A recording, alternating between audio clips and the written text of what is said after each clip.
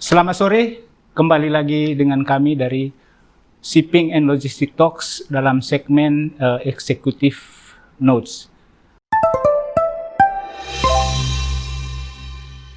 Hari ini kami dengan Pak Yuki Nugrahawan Hanafi, atau kita biasa menyapanya dengan Kang Yuki. Ya, beliau ini tentu tidak asing lagi ya, sebagai Ketua ALFI, dan sekarang juga Wakil Ketua Umum, Wakil Ketua Koordinator bidang organisasi, hukum, dan komunikasi. Ya Pak, di Kadin yang membawahi 14 wakil ketua. Luar biasa ini. 14 wakil ketua umum. 14 wakil ketua umum. Sudah kayak kalau di pemerintah itu mungkin seperti menteri koordinator ya. Katanya begitu. Jadi beliau ini ya seperti yang saya sampaikan tadi, Ketua Umum ALFI ya, sama di Kadin tadi. Di samping nasional, beliau juga aktif di sejumlah asosiasi internasional. Jadi ada sebagai Ketua AFA ya Pak ya, lalu kemudian Ketua FIATA untuk Regional Asia Pasifik. Betul. Ya, betul. Selamat sore, apa kabar? Baik. Terima kasih. Siap. Alhamdulillah. Sehat nomor 1. Siap. Pak Yuki, kalau ALFI atau Kadin Pan, komunitas atau masyarakat Indonesia kan sudah familiar ya, relatif familiar. Nah, kalau AFA lalu kemudian FIATA ini kan mungkin perlu dijelaskan biar kenal gitu Pak ALFI. Kira-kira. AFA ini adalah sebuah organisasi ya, yang berbasis anggotanya itu adalah asosiasi di masing-masing negara. Ya, contohnya ya. ALFI adalah members dari AFA. AFA adalah sebuah organisasi di tingkat ASEAN. Kita menyebutnya ASEAN Federation of Forwarder Association. Jadi semua negara ASEAN itu bergabung di situ. Ada 10 asosiasi dari 10 negara yang tergabung di AFA. Dan AFA ini satu-satunya mungkin sebuah asosiasi yang terafiliasi dengan ASEAN Sekretariat. Ya, jadi ada 29 asosiasi ya dari berbagai macam jenis kegiatan. Nah, kalau khususnya di bidang transportasi itu adalah AFA. Ya. Jadi anggotanya adalah 10 negara dari 10 asosiasi yang tergabung di AFA. Di AFA sendiri ini sebetulnya udah periode ke-6. Ya, akhir tahun ini akan melakukan apa yang kita sebut dengan AGM.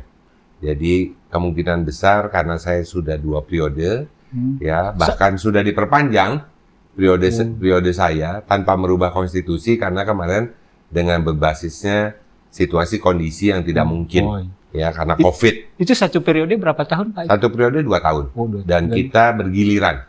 Ya kebetulan maksimumnya itu untuk satu chairmanship itu 2 kali, jadi 4 tahun.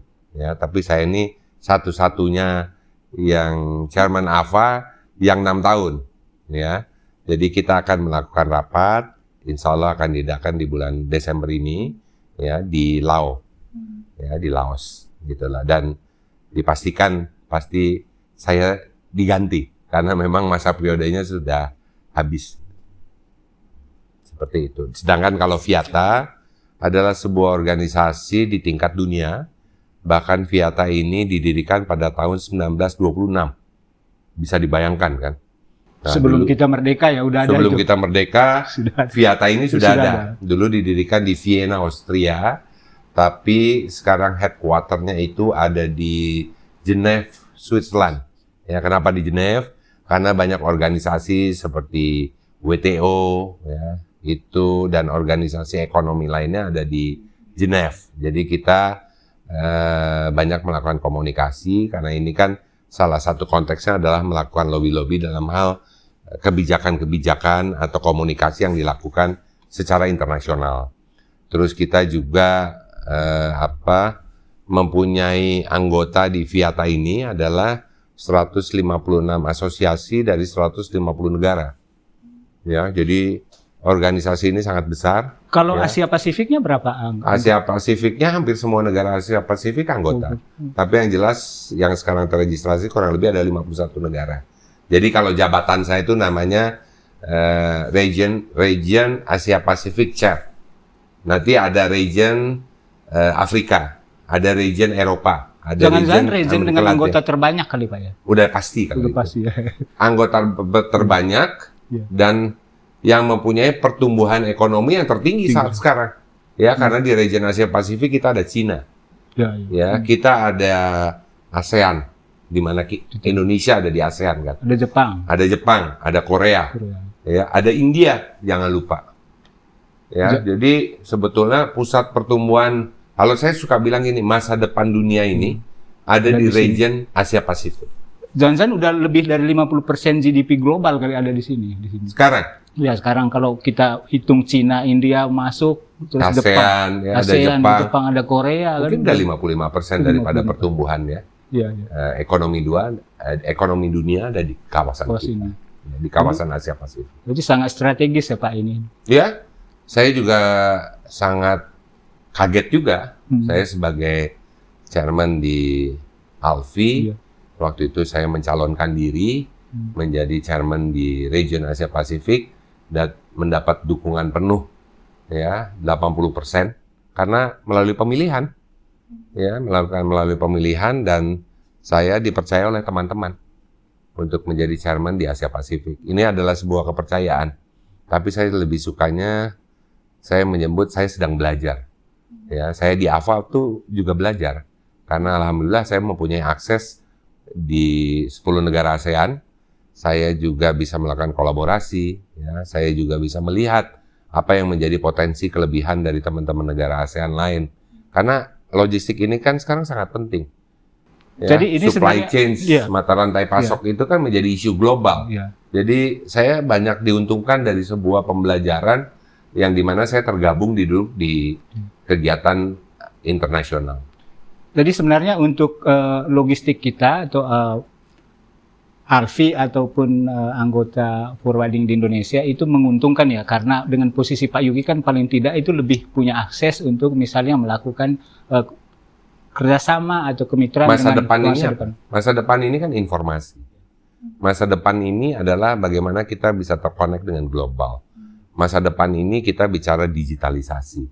Walaupun seperti digitalisasi ya, di luar dugaan begitu cepat perubahannya tanpa orang sadar. Karena kita juga mendapat suatu kejadian luar biasa di mana di dalam sebuah era sekarang ini dengan teknologi informasi saat sekarang tiba-tiba ada COVID misalnya.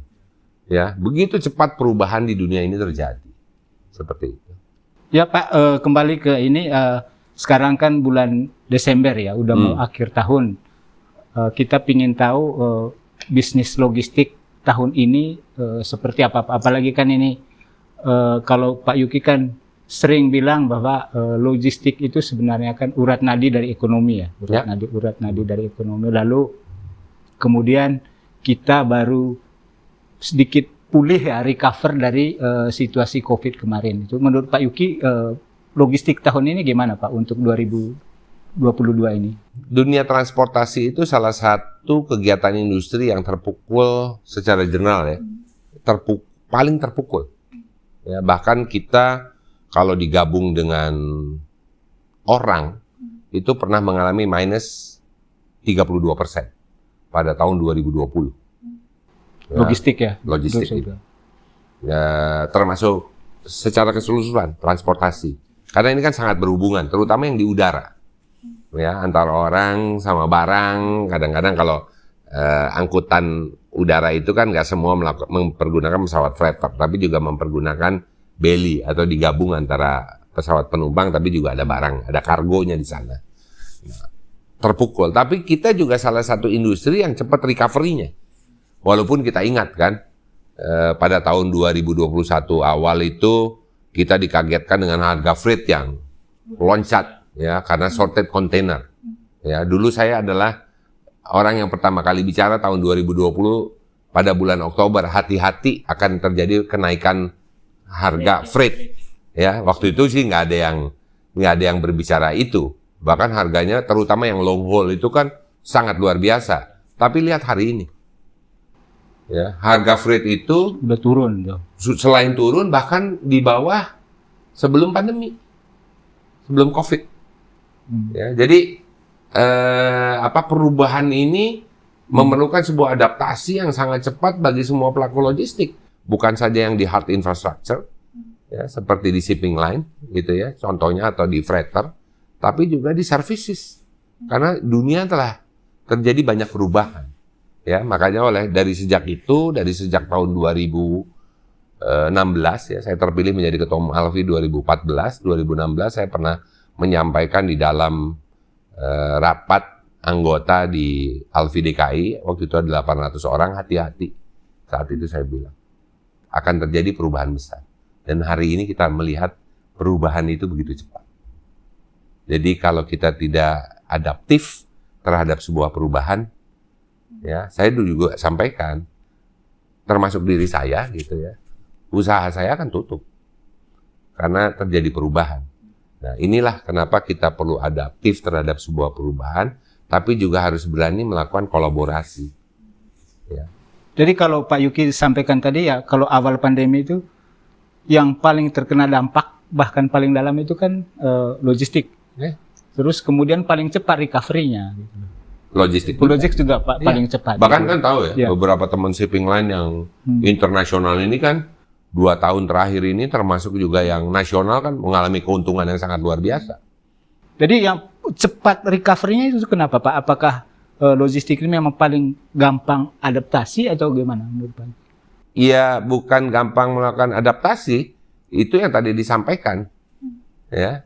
Abang kan menyampaikan di depan bahwa logistik itu, atau sekarang logistik merupakan bagian dari supply chains atau mata rantai pasok sebagai urat nadi tadi. Bisa dibayangkan kalau logistiknya tidak recovery cepat, mati. Apa yang terjadi dengan ekonomi dunia? Mati. Apa yang terjadi dengan ekonomi gitu loh. Nah, ini harus menjadi perhatian kita bersama gitu loh. Ya, sebuah industri yang memang menurut saya menuntut suatu perubahan. Ya, karena pergerakan arus barang itu gitu kan, kita akan melihat sesuatu yang bersifat sangat tergantung juga dari sisi perdagangan. Tidak bisa hanya dilihat dari sisi semata itu adalah pergerakan arus barangnya. Kebijakan pemerintah itu juga sangat berdampak. Ya, ambil contoh pergerakan kebijakan pemerintah yang menurut saya sangat baik, hilirisasi di industri, transformasi di industri, ya, pelarangan ekspor nikel. Dituntut harus membuat pabrik baterai, membuat smelter di Indonesia. Terus sekarang mau bikin ekosistem baterai. Ini mobil itu selain membuka lapangan pekerjaan, itu akan memberikan dampak apa? Menciptakan bisnis baru. Gitu. Menciptakan bisnis baru untuk para pelaku pemain nasional. Coba dibayangkan, itu baru satu jenis komoditas aja. Dulu waktu sebelum ada hilirisasi di sini, ekspor nikel itu hanya 2 miliar US dollar. Hari ini 20 miliar US dollar. Ya kan? Dan dari berbagai macam informasi yang saya terima dan saya juga lihat gitu ya, itu tahun ini bisa dimungkinkan nilainya 29 US dollar dari satu jenis komoditi. Bayangkan kalau ekosistem baterainya bisa diselesaikan dalam 2-3 tahun ke depan. Selain menciptakan lapangan pekerjaan, membuat kota-kota baru di Indonesia kawasan timur. Ya, jadi ini bisa menyelesaikan yang selalu disebutkan imbalance cargo. Misalnya biaya tarif ke timur itu sangat mahal, ya karena di sana dibutuhkan industri-industri baru, penciptaan lapangan pekerjaan baru, di mana akan terjadi turunannya, orang akan membangun kota. Itu kan kalau udah membangun kota artinya akan terjadi pergerakan orang, pergerakan barang, bahkan pergerakan uang. Ya, volumenya akan meningkat seiring ada pertumbuhan di sana. Nah, itulah yang akan menurunkan biaya-biaya tadi. Seperti itu. Jadi kita mau berbicara apapun, kalau kita tidak mendorong hilirisasi, dan menurut saya pemerintah sekarang sangat tepat. Bahkan kita mendorong untuk jenis-jenis raw material lainnya seperti nikel gitu ya, mungkin ditimah nanti secara bertahap, mungkin juga bauxite, dan beberapa hal yang lain gitu. Kalau untuk industri baterai di Republik ini kan yang kita nggak punya hanya lithium. Yang lain ada di sini. Dan we are the biggest reserve di dunia ini yang mempunyai cadangan nikel gitu. Jadi penciptaan, termasuk yang hard infrastructure, pelabuhan, mungkin ya pelaku logistik yang di servisnya, ini kan harus juga bisa mengikuti. Kita tidak bisa mempertahankan sesuatu ya di dalam suasana yang comfort zone. Sekali lagi, jangan pernah berpikir loh yang namanya pelabuhan dipikirnya nggak bisa tutup, bisa juga. Barang lebih seperti itu. Tidak ada yang bisa hidup di dalam suasana comfort zone hari ini. Jadi hilirisasi industri itu sangat membantu ya perkembangan industri logistik itu. Bahkan saya lihat dari data-data Kementerian Investasi, sekarang ini banyak investasi di luar Jawa itu jauh lebih besar daripada Jawa. Contoh Maluku Utara, salah satu pertumbuhan ekonomi terbesar. Karena di sana mempunyai cadangan nikel kan, ada smelter, Sulawesi Tenggara. Terus kita hanya mau diam di tempat. Kita juga harus bergerak, harus berani menyesuaikan dengan situasi kondisi itu. Ya, kalau pabrik-pabriknya nanti diciptakan di sana, misalnya Freeport membuat smelter di Gersik, ya kan, menjadi produk aluminiumnya itu kan. Ya. Nanti di sana ada turunan lainnya kan, tembaga ini gitu ya, yang ada turunannya gitu. Banyak hal yang bisa dilakukan di Indonesia. Yang sebelumnya kan dilakukan ekspor mentah. Ini juga jadi kesempatan teman-teman yang INSA misalnya, yang selama ini ekspor keluar, bisa mempergunakan bendera asing. Ya kan? Ini kan bisa dilakukan juga oleh teman-teman. Jadi dampaknya sangat luar biasa. Nah, kita pelaku logistik siap nggak terhadap perubahan itu? Jangan-jangan nanti diambil asing juga. Diambil asing. Walaupun saya juga berpartner dengan asing. Tidak ada yang salah berpartner dengan asing. Gitu kan. Tapi kita coba optimalisasikan. Gitu ya. Itu kan salah satu bentuk kolaborasi saya juga dengan asing. Kan sah kan? Boleh dong. Kalau nggak begitu, investasi nggak masuk juga Pak. Kalau kita tutupin gitu, oh ini nggak boleh kan. Zamannya udah berubah. Undang-undang Cipta Kerja kita lihat sekarang. Iya kan? Yang paling penting saat sekarang ini ya, kita ini akan puncaknya bonus demografi itu akan terjadi pada tahun 2030. Ya kan? Artinya pada kita puncaknya bonus demografi ini kan akan mengalami sebuah penurunan usia produktif ini. Ya, artinya secara ekonomi kita harus kuat. Ya, apalagi kita punya keinginan 2045 itu kita masuk dalam sebuah negara dengan tingkat pertumbuhan juga dari dari sisi income per kapita masuk dalam 4-5 besar dunia. Ini kan blueprint-nya harus disiapkan dari sekarang. Tidak bisa tiba-tiba. Pertanyaannya, apakah negara lain diam? Tidak. Negara lain juga bergerak. Masing-masing juga ingin berbuat yang terbaik buat negaranya. Jadi hati-hati. Tapi potensi hari ini, ya kan, kita patut bersyukur sebagai sebuah bangsa. Gitu ya. Kita lihat pertumbuhan ekonomi kita masih cukup baik. Ya, 5,7% kita harapkan di akhir tahun ini. Ya, inflasi kita juga masih di bawah 6% dibandingkan dengan beberapa negara yang lain. Ya kan, daya beli masyarakat, konsumsi juga masih kita lihat ada penurunan sedikit, tapi tercover dengan investasi yang masuk ke Indonesia. Ya, investasi yang ada dua kan, dari dalam negeri maupun foreign direct investment. Ya, ini masih sesuai target yang diberikan pemerintah kepada Kementerian Investasi. Jadi menurut saya ini suatu kombinasi yang menurut saya cukup baik gitu. Untuk apa? Untuk kita mencapai apa yang kita tadi cita-citakan tadi. Nah, kita sebagai pelaku logistik, apakah yang di hard infrastructure-nya, ya, apakah yang di soft infrastructure-nya, ini harus bisa menyesuaikan arahnya ke sana. Dan pemerintah saat sekarang terbuka. Ya, tapi kan informasi ini kan sudah sangat terbuka. Tapi kembali lagi Pak, kalau untuk 2022 ini untung nggak ini pelaku logistik nasional kita? Tumbuh kita year on year dibandingkan tahun lalu ya. Sebelum COVID, menurut saya perkiraan saya 12%. Ya, walaupun terjadi penurunan sejak 2-3 bulan yang lalu terhadap beberapa jenis komoditi yang dikaitkan dengan ekspor. Tapi jangan lupa loh, ekspor kontribusi juga kurang lebih angkanya kan 20 sampai 25% terhadap perekonomian Indonesia. Jadi yang kita harus perkuat ini adalah daya beli di masyarakat Indonesia ini.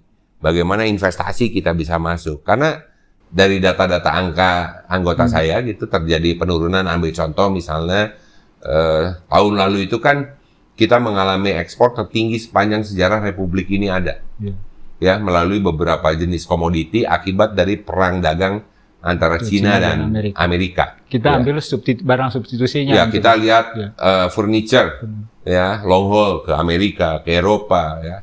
Terus kita lihat juga tekstil, ya, kita juga cukup baik, alas kaki, sepatu dan lain-lain gitu. Tapi sekarang ini kan salah satu yang terkena itu mengalami penurunan juga.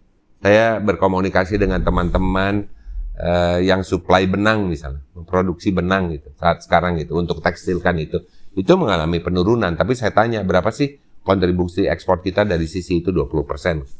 Jadi yang kita harus perkuat nih nasional kita. Salah satunya ya. Tapi kita juga tidak bisa keluar dari hubungan kita dengan konektivitas global. Apalagi ngomong supply chain udah kan, udah nggak ada batasan, borderless. Nggak ada borderless. Dan uang itu kan tidak mengenal negara. Ya kan, dia akan mengalir kepada negara yang memang memberikan impact keuntungan. Nah, kita sebagai sebuah negara seperti itu. Dan itu yang saya selalu suarakan kepada teman-teman saya di Alfi. Pak Iki, tadi disampaikan kita udah recover ya di logistik, terus kemudian tahun ini juga bisa tumbuh double digit, sudah membaik, sudah double digit.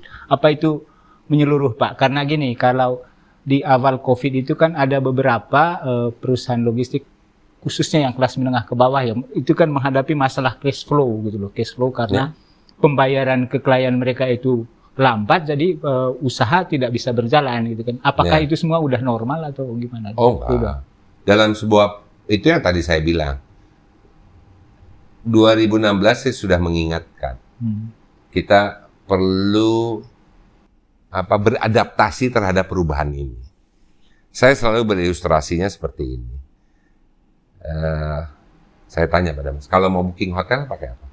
Sekarang pakai aplikasi kan? Iya, betul. Ya kan? Mau beli tiket pesawat pakai apa? Pakai aplikasi. Aplikasi. Sadar nggak kita bahwa di balik itu banyak orang yang ter-PHK dulu? Iya, betul. Iya kan? Iya, banyak. Perusahaan-perusahaan travel agent pada saat itu. Ya, saya mengilustrasikan teman-teman saya itu, anggota Alfi ini juga seperti itu. Tapi siapa travel agent yang bisa bertahan? Yang mempunyai nilai tambah. MICE misal kalau di dunia itu. Ya sama, di dunia ini pun seperti itu. Ya. Salah satu jalan keluarnya adalah melakukan kolaborasi. Ada teman yang memang mempunyai tracking, tapi mungkin truknya nggak banyak, berkolaborasi dengan teman-teman yang di PPJK misalnya, custom broker misalnya. Mereka bergabung, memperkuat, melakukan sebuah konsolidasi. Oleh karena itu saya sering berbicara di berbagai kesempatan, mungkin orang banyak juga yang bosan. Kolaborasi. Iya kan? Kalau tidak mempunyai nilai lebih, berat saat sekarang. Semua udah serba digital. Ya. Jadi ini yang perlu kita lihat, termasuk kan di pelabuhan misalnya ya, sering ada keramaian misalnya menyangkut beberapa hal gitu ya. Tentang bongkar muat lah kalau saya boleh buka gitu kan ya. Ya memang dunia sudah berubah. Kita semua harus bisa mengikuti perubahan itu. Nggak bisa kita bertahan gitu loh ya. Tapi kalau kita bisa berbuat sesuatu menyesuaikan dengan zaman, ya kan? Karena saya juga sadar, anggota Alfi ini sebagian besar adalah usaha kecil menengah. Ya kan? Oleh karena itu dari 2016, saya udah bicara. Jangan lupa loh, krisis-krisis kecil itu kan sebenarnya sudah sering terjadi. Sejak tahun 2008. Ya? Ada krisis energi, ada krisis keuangan. Kita sebelumnya jauh ke belakang, tahun 97-98 kita juga mulai krisis ekonomi, krisis politik lagi saat itu kan, ya kan. Tapi kita sebagai sebuah bangsa negara bisa sampai ke titik ini, menurut saya sudah sangat luar biasa. Dan di pemerintahan sekarang ini Pak Jokowi gitu ya, saya lihat kita bisa membuat sebuah loncatan besar ke depan karena masalah hilirisasi. Ya kan? Industri ini memang perlu dibangun. Investasi ini harus dibangun berbasis apa? Berbasis yang kita punya, resources yang diberikan oleh Tuhan kepada kita. Jadi hilirisasi memberi efek domino kemana-mana. Kemana-mana. Bayangkan sekarang, kalau dari sisi termasuk juga untuk apa kampus-kampus atau university di Indonesia harus juga melakukan adaptasi terhadap perubahan-perubahan itu. Sudah ada belum yang yang mempunyai kemampuan atau misalnya menjalankan sebuah operasional yang tadi industri hilirisasi yang tadi saya bilang gitu, jangan terus berkembang.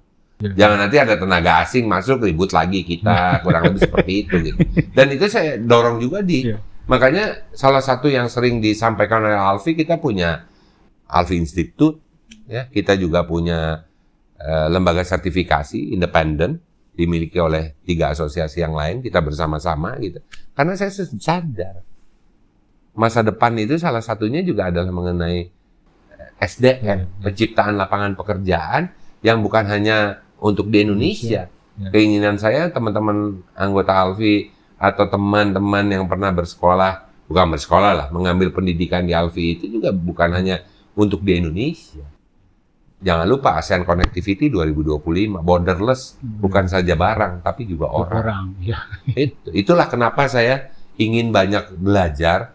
Banyak orang yang bilang gaya-gayaan aja Yuki ini gitu kan, ngambil AVA, terus sekarang saya di Viata Region Asia Pasifik sebagai chairman gitu ya.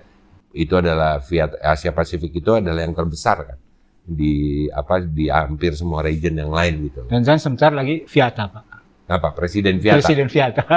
Kalau saya kan orangnya nggak ada punya ambisi berlebihan. Kita jalankan aja apa yang perlu kita jalankan. Kurang lebih seperti itu.